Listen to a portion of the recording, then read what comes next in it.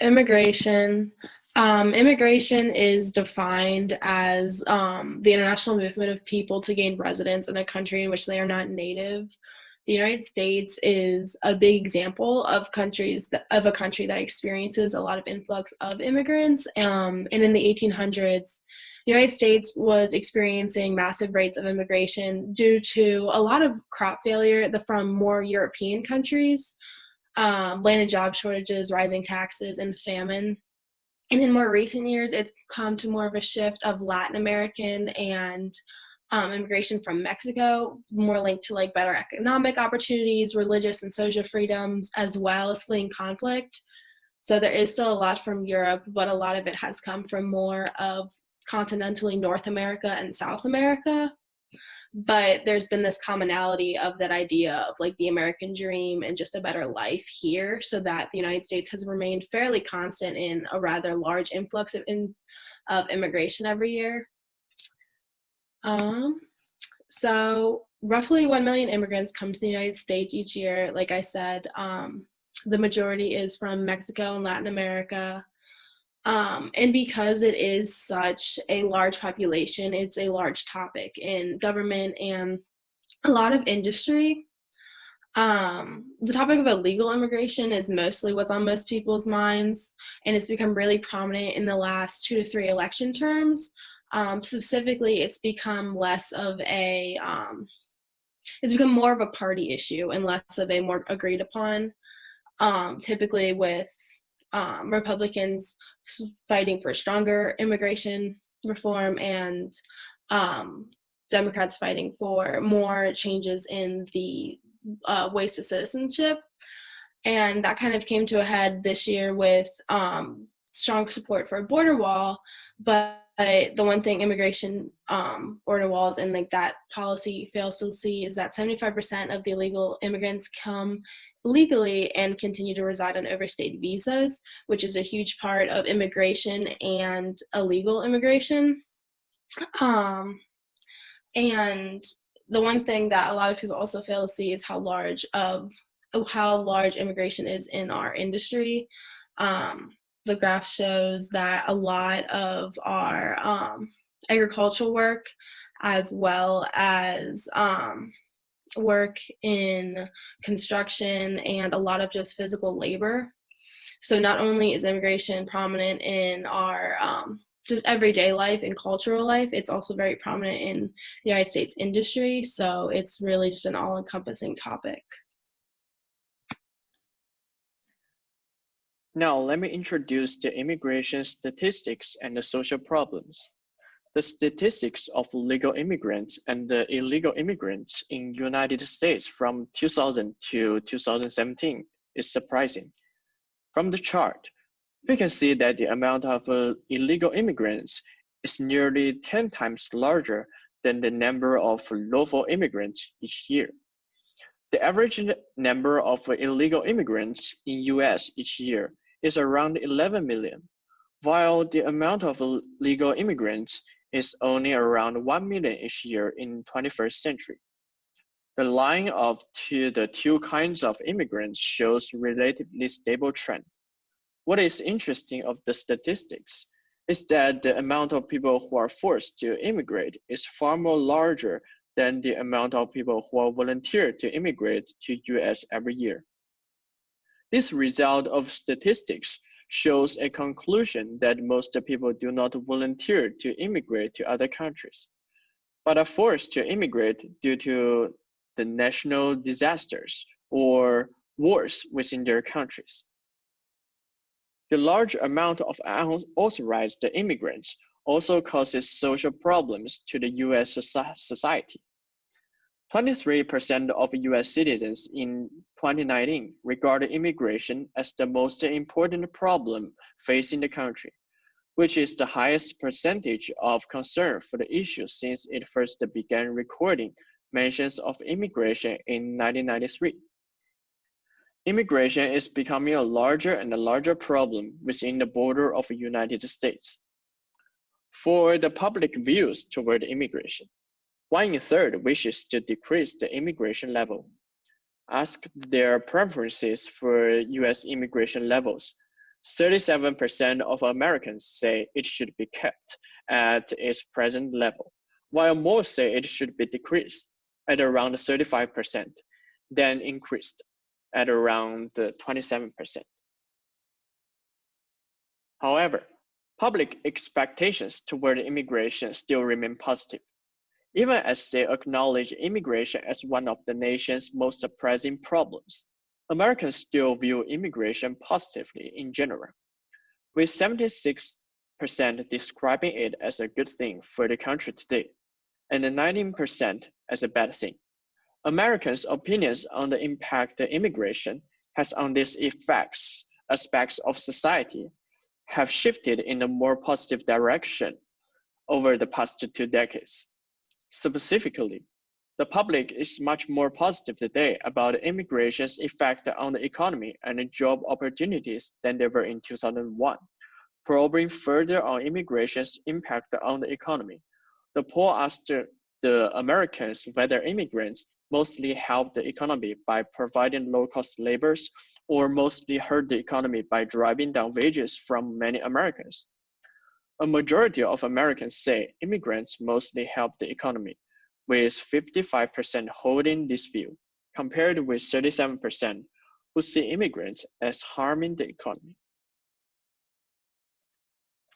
For political policies toward immigration in recent years, since entering office, the Trump administration has proposed or implemented policies on a wide range of immigration issues, touching on everything from asylum to deportation policy, refugee resettlement, and admissions from certain majority Muslim countries. Legal immigration, the first policy is that legal immigration cut in half, most categories blocked. By 2021, Donald Trump will have reduced legal immigration by 49% since becoming president, without any change in US immigration law, according to a National Foundation for American Policy Analysis. An April presidential proclamation blocked the entry of legal immigrants to the United States in almost all categories. Reducing legal immigration most harms refugees, employers, and Americans who want to live with their spouse, parents, or children. But it also affects the country's future labor force and economic growth. Average annual labor force growth, a key component of the nation's economic growth, will be approximately 59% lower as a result of the administration's immigration policies, if the policies continue, according to the National Foundation for American Policy. The second policy is that the most highly skilled foreign-born blocked or denied at high rates. The denial rate on new H-1B pretensions for high-skilled foreign nations has increased from 6% in 2015 to 30% in 2020. Today, even the most highly skilled individuals in the world cannot enter America under the Trump administration's immigration policy. The third policy is that refugees and asylum seekers, including from Venezuela, denied. At least one speaker at the convention discussed the protection Americans once offered the Cuban refugees and spoke sympathetically about the victims of Venezuela's socialist government. For 2020, the Trump administration established an annual ceiling for refugees, 84% lower than the final year of the Obama administration, from around 110,000 down to 18,000. As of July 17, 2020, only 7,848 refugees have arrived in the United States in 2020. So who is affected by immigration? Some of the people would be refugees fleeing conflict from their countries. An example would be Syrian refugees fleeing the civil war. Also, Muslim countries, many predominantly Muslim countries, have been affected by the immigration policies in the United States. For example, Trump's travel ban. And also immigrants from Central America. This is a problem we see recently. As of October 21st, 545 children of immigrants at the Mexico-U.S. border are still separated from their parents.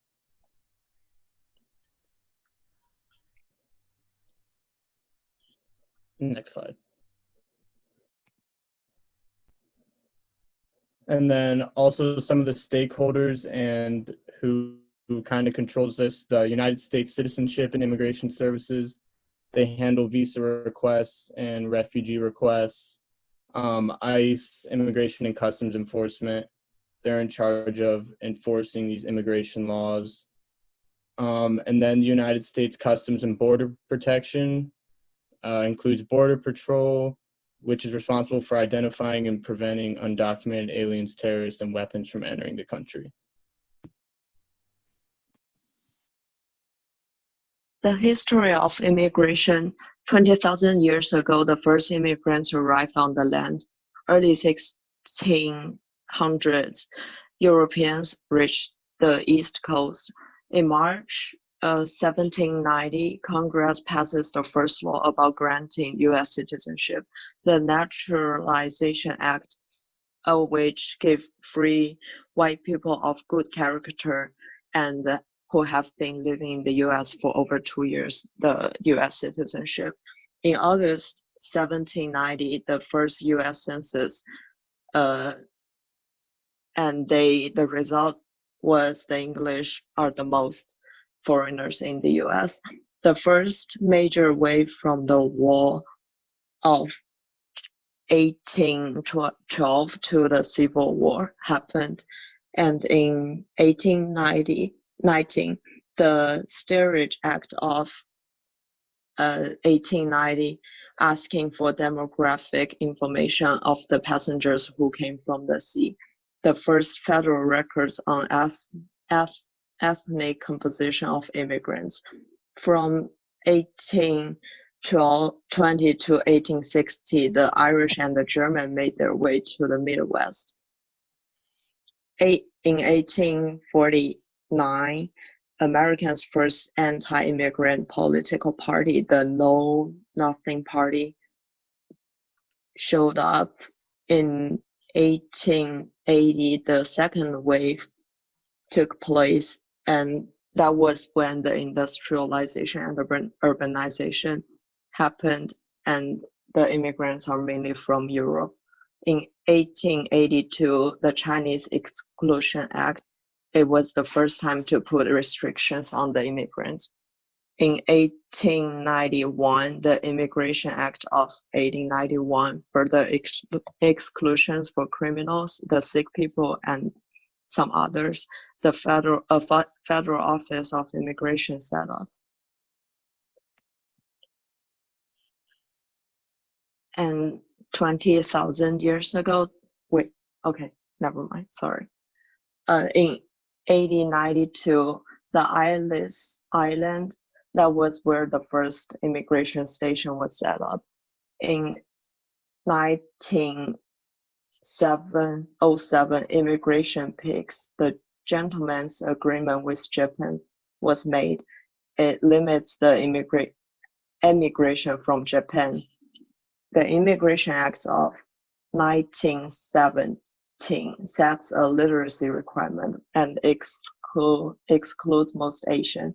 The Immigration Act of 1924 limits the number, which favors Northern and the Eastern European, but excludes Asian except for Philippines as a colony of the US.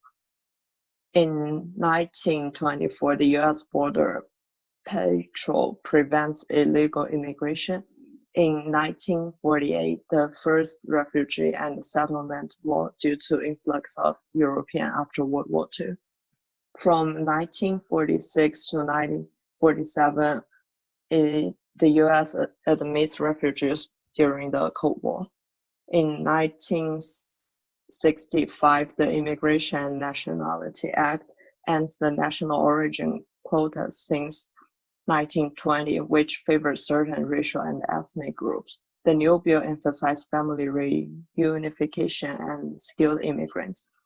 2001, the first DREAM Act, which is the first Development, Relief, and Education of Alien Minors Act, helped dreamers gain legal status, but it didn't pass.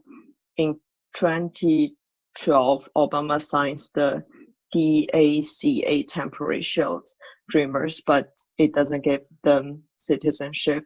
The DACA is the Deferred Action for Childhood Arrivals. And in 2017, Trump controls immigration from some Muslim countries and North Korea and Venezuela, but challenged by states and courts. Thank you. Okay, so I'm going to talk about why immigration is an ethical issue. And first, I'm going to start out with what makes an issue an ethical issue. So an ethical issue is something that causes a moral dilemma or conflict. So it's like a conflict between what's the right thing to do and what's the wrong thing to do. And oftentimes moral standards are questioned. And a lot of the time there's different morals or different moral standards between different groups of people, which causes a disagreement on what the right thing to do is, which is why these topics are usually very controversial.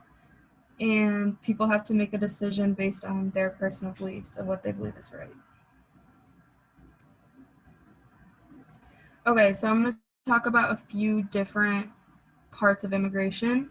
The first part is it involves the well-being of other people. So some countries offer less opportunities for certain groups of people like women or LGBT people, and they want to come to a new country to look for a better life. Some people also may be seeking refuge from a war or from persecution. So people that practice different religions or maybe with a different sexuality are being persecuted, and they want to go to a new country to escape this persecution. So one of the questions we ask is it wrong to let these people suffer if we know they're suffering and we could do something about it? So is it wrong to deny them aid? And then another thing I'm going to talk about is illegal immigration. So immigration to the US is a very difficult process. It takes a really long time, and some people in a crisis might not think that they have time to wait to become or to be allowed in the US legally. So sometimes people choose to illegally immigrate. Or people with visas that come to America will stay because it's a better situation than their home country. Illegal immigrants are breaking the law, but a question to ask is the law just and moral, and is the law right? So some people believe that illegal immigrants, should be punished because they're breaking the law, and they believe that breaking the law results in punishment. Other people believe that they should receive amnesty, and in certain situations, they should be allowed to stay. Another thing to consider is illegal immigrants are often taken advantage of. They don't have the same protections of the Constitution that a citizen does, and they're often paid a lot less for jobs if their employer knows that they're here illegally. So is this right to take advantage of these people just because they're breaking the law and because you know you can? The last thing I'm going to talk about is splitting up families, which is seen a lot of the times in immigration cases is families being split up from each other. So if an illegal immigrant comes to this country and has a family, is it wrong to split them up from their family if their children are citizens and deport them? Or is it the right thing to do because they broke the law or whatever? Another thing is when people come here with visas, maybe they might get married or have children here. And is it wrong to send them back when their visas expire and separate their family? David Miller presents an argument in favor of limiting immigration. He begins by discussing the liberal perspective on immigration and how liberal political philosophers often appeal to freedom. Many believe that people have a right to choose where in the world they would like to live. Those in favor of immigration largely present three defending arguments, which are freedom of movement, the right to exit one's current state, and the argument of international distributive justice. While Miller agrees that freedom of movement does qualify as a basic human right, he questions whether the physical extent of that right expands to an ability to freely cross borders. He says that so long as a state offers an adequate range of options, then the freedom to move across borders is not included. This, however, does not include refugees, but merely would-be migrants looking to move out of desire. Miller asserts the second argument, that people have the right to exit their current state, is not paralleled with an obligation for another state to take a person in. And finally, he combats that the third argument of distributed justice by asking whether justice demands equal opportunity at a global level or merely inside of a society. Miller says allowing open immigration causes further deprivation in an underdeveloped country if the most skilled people, vital workers such as doctors or engineers, etc., move to another state seeking better opportunity. So open immigration may serve to further disadvantage already disadvantaged communities rather than acting as an equalizer. Miller also presents some justifications for limiting immigration. He argues that states already have a common public culture that would likely be altered by a large influx of immigrants. Although cultures naturally change over time, a state's citizens likely have an interest in guiding how their nation develops. Many cultures also have an interest in maintaining cultural continuity, preserving their languages, continuing historical traditions, and maintaining the physical shape of their nation, that is, public or religious buildings, the layout of their cities, and so on. Having a unifying culture is important in uniting members, and to quote Miller, how restrictive an immigration policy this dictates depends on the empirical question of how easy or difficult it is to create a symbiosis between the existing public culture and the new cultural values of the immigrants. The second argument is that of population density. Population growth at the national level affects the quality of life and natural environment of the state. A higher density means less resources and less mobility. At the global level, it can have a disastrous effect if the population grows unchecked. Open immigration limits incentives for states to adopt population limiting policies, such as China's one-child policy, if they can just export their surplus population elsewhere. You can go to the next slide. It is important to note that Miller largely excludes refugees from his argument. Miller states that prima facie, states have an obligation to admit refugees, but that this does not necessarily mean admitting them as long-term immigrants. Rather, they should be admitted into a country and sheltered until it is safe to return home. Or safety zones should be established closer to the home of the refugees while dealing directly with the cause of the infringement on the person's rights. Miller argues that states should have the autonomy to decide how to respond to asylum applicants. That is, how many refugees to take, which ones, and for how long. They have the right to consider what benefits they would receive from the potential migrant, as well as their similarity in language or culture. In reference to immigration in general, Miller believes states retain the same autonomy in selection of who and how many immigrants to admit, but that they should not do so on account of race, sex, or religion to an extent. And finally, Miller argues that any long-term immigrant that is accepted into a new state should be granted full and equal citizenship. The other article we were given talks about the case for open immigration in support of free immigration. So the author goes to talk about the problems of immigration as it stands currently. He then defends free immigration and then goes on to challenge the three common arguments as to why immigration should be restricted. So the problems of immigration as it stands currently, states do have a right to guard and determine who is allowed within their borders. There is a large concern for terrorist attacks. When immigrants come into a state or a country, there are a lot of benefits that come along with it, but with those benefits, there are costs as well. And these benefits and costs don't necessarily fall equally upon all the citizens of the state, and a lot of the benefits from immigration aren't necessarily seen right away. One of the common questions is, can welfare states finance these costs in addition to serving their own citizens? And welfare states are those that provide goods and services like education, healthcare, et cetera, to their citizens that are considered members of the state. One of the largest problems that the author talks about of immigration is not necessarily the problem of immigration, but the problem of the modern state itself. The modern state has a couple statuses that are associated with it, one of them being full membership, which means you can reap all the benefits of being in that state or country, and you are protected from deportation. Permanent residency is you can still reap all of those benefits, but you are not protected from deportation. And then lastly, the guest worker status is, it offers much less than the other two statuses do. So in defense of free immigration, the author talks about the principle of freedom and the principle of humanity. The freedom of movement is obviously restricted if you restrict immigration. In addition, the freedom to flee the tyrannical regimes that they were previously in is also restricted. So this not only harms the immigrants that were going to come into the state or the country, but it also gives the tyrannical regime an incentive to not reform its current policies, which harms the people that choose not to immigrate. In addition, they are restricting their freedom to sell their labor, and then the people that are already in the state are therefore affected because they cannot buy said labor.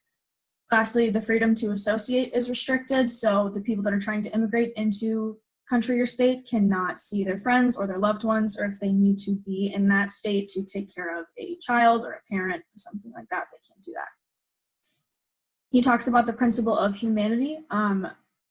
The main reason that immigration is occurring is because people are trying to escape poverty and destitution, and through that they endure punishment, discomfort, and more times than not, death. Also, denying human beings opportunities to help themselves is something that happens when restricted or immigration is restricted. So not only are we denying them the opportunities to receive help from others, but we are not allowing them to better their state. So these three, the economic, nationality, and security challenges on free immigration. The argument for the economic challenge is that there's a negative impact on the local market economy. Costs do not fall equally upon citizens, and there's a negative impact on goods and services supplied by welfare states. In terms of the local market economy, when there's an influx of immigration, this actually expands the workforce, and then there's therefore more market consumers to purchase goods.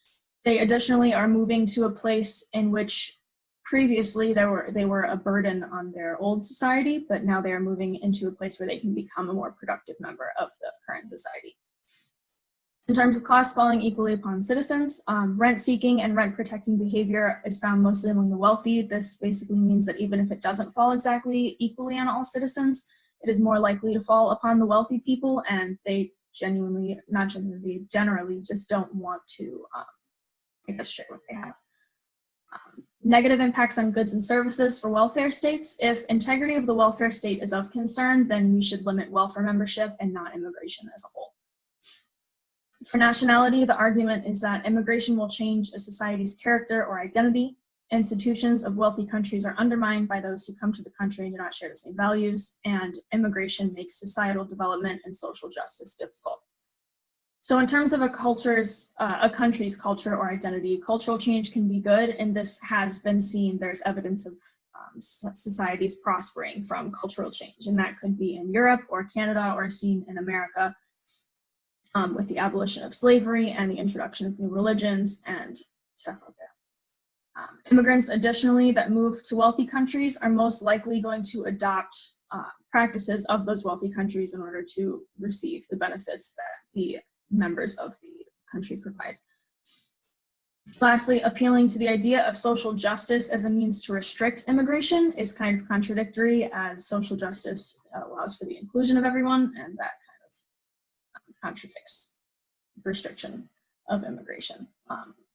Lastly, security is the argument is there's a large risk of terrorist attacks and threats to one's country or state, but restricting legal immigration doesn't exactly do anything to control illegal immigration. Additionally, if security is of concern, then tourism should be limited far more, as there are students traveling for school, people traveling for work, and just leisure in general, more than immigration sometimes. And additionally, a large trade-off of national security is loss of liberty. So if you wanted to restrict immigration, you have to watch who's coming in and out of your country, your state. And by that, you also have to watch who is already in your state, which then you lose that sense of privacy and liberty. Okay, so I'm going to be talking about the utilitarian view of immigration. So just to refresh about what utilitarianism is it's based upon the greatest happiness principle, which basically discusses like what action produces the maximum amount of happiness, and that's how you evaluate a situation. And so therefore we would approach immigration in this way and weigh the positives and the negatives of the results of immigration in order to like evaluate the good and the bad and Also, we want to evaluate who's being affected by immigration, including immigrants, United States, their home countries, refugees, etc. So some of the positives of immigration is that this was discussed before, but they may be refugees that are escaping death or starvation or poverty in their home countries. And in turn of this, they may be in pursuit of a better life and more successful life. And this may include more education and employment opportunities in this new country, such as like the United States. Despite being illegal, they may have these opportunities. They also may be willing to work at lower wages than a legal citizen would if they are illegal, because they're just looking for jobs, which means this could be good for certain businesses since they provide cheaper labor, more jobs, which also cost less money, which is good for these businesses. This also may increase total world happiness if you like weigh it out, because they're escaping these bad situations and benefiting our economy in certain ways. And also by people coming from different countries, it increases diversity in the United States, which is an American culture that we're founded upon because we're from all these different countries. However, there are some negatives, such as they may be hurting the economy by reaping the benefits, and they may not, if they're illegal, they may not be paying the government as much as a legal citizen would. Some people view that immigrants may be taking the jobs of legal citizens because they are willing to work for these lower wages than a legal citizen would. And also they could harm the government if a politician were to say that they wanted to have more immigrant control, which would cause them to lose votes, and it also is a greater national security threat. And then, so what can we conclude from this? So one view is that based on like the positives and negatives that I had written down, that's not all of them, but it's just some of them, that we could conclude that the goods and benefits of immigration, illegal immigration in this case, of coming to the U.S. far outweighs the negative consequences that we may face here already living in the U.S., like the way we're affected from it or our economy. But there are other perspectives that still exist that evaluate other aspects of this topic that may view this as negative. However, immigration can be addressed using a utilitarian perspective, and one way that this problem could be fixed of an influx or an excess of illegal immigration is by making the process of becoming a citizen much easier. Then people would not have to not be as encouraged to enter the U.S. illegally or overstay illegally. And we could do this by having a better system of retaining information on illegal immigrants, and also making it easier to bestow citizenship to those people who also come to the U.S. for education, since it doesn't really make much sense for people to come and use American resources and be educated using these American resources just to leave and send them back to their original country.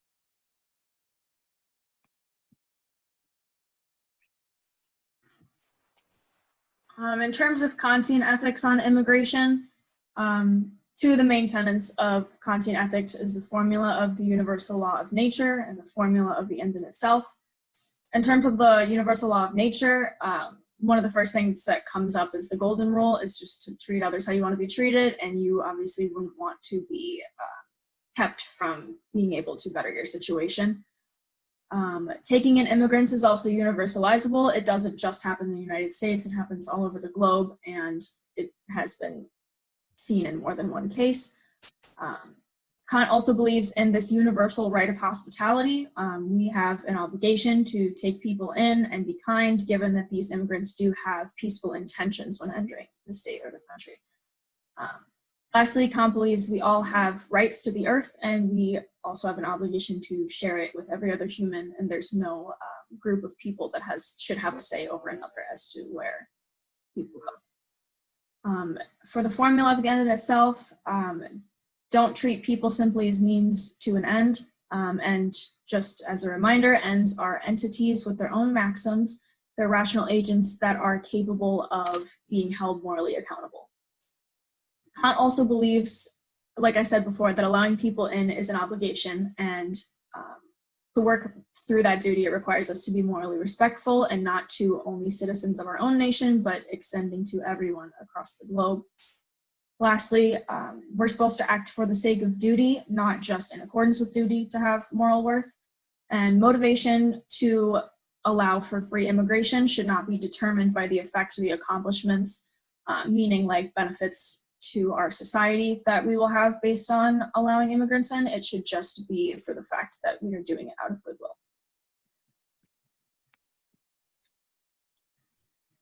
Okay, so now we're going to move on to the discussion. I personally like the Kantian view of immigration through the Kantian lens because I feel like personally utilitarian view is a little bit too broad kind of to focus on this, and Kantian ethics kind of sees people. I like that you don't treat them as a means to an end, and they're viewed as ends in themselves. Additionally, we didn't include virtue ethics on this presentation because it's kind of it evaluates personal character and it's more of a case-by-case basis, and I don't think it's a very feasible view to discuss in terms of immigration. Yeah, I agree. Like, even though I researched utilitarianism, I do think that it is a little bit too black and white because it can't really focus on each individual like circumstance. It's more like, is it good or is it bad? Because that's just the way it views it. For Kantian, like, more focuses on like the well-being of an individual and also not like treating a person as a thing, but more like evaluating each individual, if that makes sense. Yeah. I agree that Kantianism is like the more, I guess, morally and ethically right to kind of evaluate everyone as like an individual and see like each like case by case. But I actually believe that on a more national perspective and just from the research I've done, utilitarianism as a view of immigration makes more sense because when people can see it as like a black and white and like, what do I gain from supporting this issue? That I think sometimes why people portray it as immigration benefits you because they do this or like you don't have to do this, it ends up being more of a accepted topic and just more of a supported topic if you paint it in a utilitarian way, which shows how it benefits the majority and not just those who are trying to immigrate. Yeah, I think that I personally believe more in the Kantian ethics, but I do think that there are good aspects of the utilitarian view. Like, I like how I feel like it does allow for like certain situations based on the greatest happiness principle, because you can kind of focus on like personal like situations, like if at a certain like or to a certain extent, like what will be the best option for everybody, I guess. Just like weighing the positives and negatives, and like if someone is suffering like in another country, allowing them to come into our country or to a different country would be like the best option for them. Like, I don't know, I like that view. I kind of agree with what you just said as well. I think that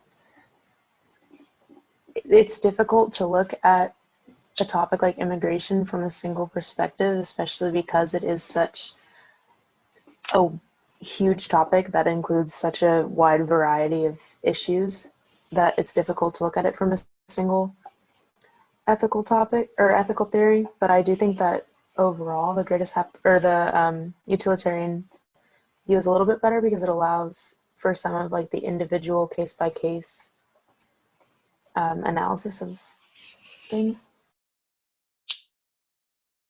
Yeah, and I like the Kantian view because it's kind of like nobody has a certain claim over a certain part of land, like everybody should share the earth, or like what it said.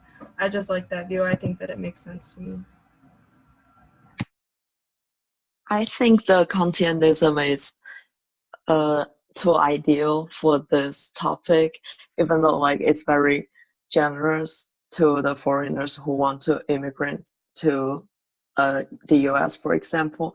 And in comparison, the utilitarianism just more practical to me, because if it's the great happiness principle, I think it should be from the standpoint of a nation. Or yeah, I'm not sure if it's from like the biggest happiness for the nation or for the whole world. Yeah, I do agree. I think I really like the Kantian ethics, like the idea of it, but I think in practice that utilitarian is like more realistic. I think on behalf of like the utilitarian perspective, I think there are other like issues at stake other than just happiness in immigration, because I think that there, especially in like the cases of refugees, there's a lot more at stake than just happiness. It's like people's basic human rights that are potentially being violated. So I think it extends past what the utilitarian perspective may be able to explain. Yeah, I mean, I was saying I do like the Kantian view, and someone was saying that I think utilitarian can be more practical just because it's more applicable to something like this that is more of a like topic that is highly discussed, and it's like a policy. It's not just like, oh, how do I feel about this? And also it like evaluates well-being of people, and I think it's more, I think that even though it's hard to view immigration very black and white when it comes to policy making, that's kind of the way it works. Yeah, I feel like all of it, like topics, like every topic we've covered and like immigration specifically, like it transcends one specific way of thinking. And the like practical application and just the real way anyone would think about it is like this mix of like different, like every different ethical principle, and like even if you don't even recognize it in like your like internal thoughts, like we use all of this like different lines of reasoning to kind of formulate our opinions and how we feel about like topics, especially topics that are as I guess controversial in this day and age as like immigration.